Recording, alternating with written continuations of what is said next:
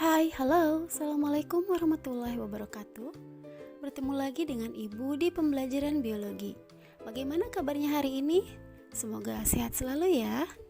Materi yang akan kita bahas sekarang adalah tentang pembelahan sel, yaitu amitosis dan mitosis. Agar kalian paham materi ini, kalian simak ya baik-baik. Sebelum kita mulai pembelajaran, kita baca bismillah yuk sama-sama. Bismillahirrohmanirrohim.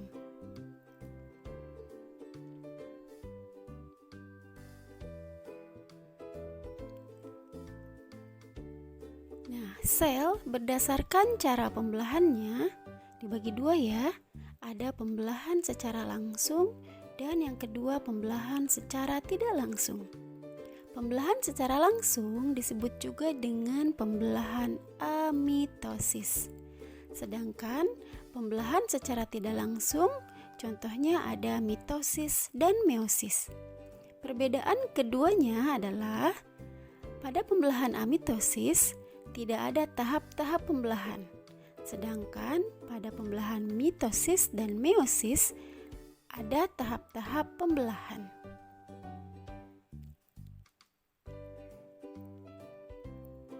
Kita bahas dulu yang pertama, yaitu pembelahan secara langsung atau amitosis.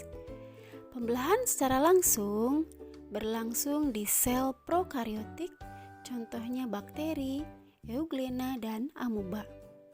Pada bakteri terjadi proses pembelahan biner, artinya dari satu sel induk membelah atau menghasilkan menjadi 2 sel, kemudian dari 2 menjadi 4 sel, dari 4 menjadi 8 sel, dan seterusnya.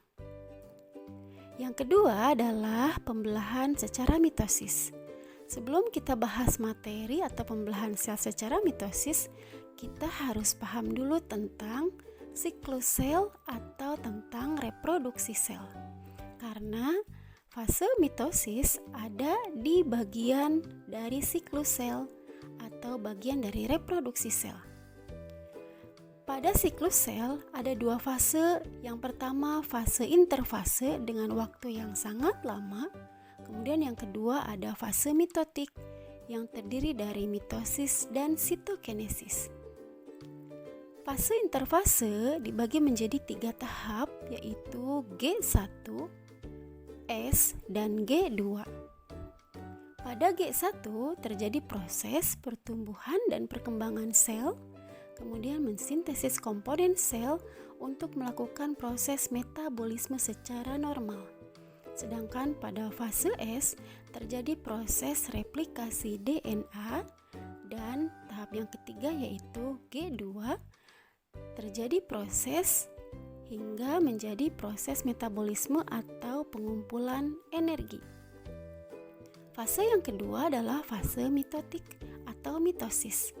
Tahapannya ada profase, metafase, anafase, telofase, dan sitokinesis. Sitokinesis artinya pembagian sitoplasma. Kita akan bahas satu-satu ya. Yang pertama adalah dari fase mitosis. Yang pertama betul, yang adalah profase. Pada tahap profase, butiran-butiran kromatin kemudian memendek dan menebal membentuk kromosom, kemudian kromosom menduplikasi diri membentuk 2 buah kromatid bersaudara dengan 4 lengan kromosom. Pada tahap ini juga nukleus sudah mulai menghilang. Tahap yang kedua adalah metafase. Tahap metafase ditandai dengan sentriol sudah berada di kutub masing-masing, kemudian terbentuk benang-benang gelendong dan pasangan kromatid berada di tengah-tengah atau pas di bidang ekuator. Pada tahap inilah tahap yang paling jelas terlihat atau diamati. Tahap yang ketiga adalah anafase. Setiap kromatid akan terlepas dari sentromernya, kemudian memisahkan diri dan ditarik oleh benang bergelendong menuju ke kutub yang berlawanan. Kromosom hampir sampai ke kutub berlawanan dan terjadilah penyempitan bagian tengah dari sel. Tahap berikutnya adalah telofase. Pada tahap telofase, kromatid membelah berada di bidang ekuator, kemudian sudah berada di kutub masing-masing.